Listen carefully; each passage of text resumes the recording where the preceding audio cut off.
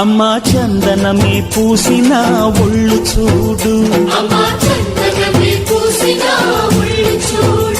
అమ్మా పున్నమి పుట్టిల్లు ఆ కళ్ళు చూడు, అమ్మా ముక్కోటి మెరుపులా మోము చూడు, అమ్మమ్మ ముగ్గురమ్మల మూల పుటమ్మ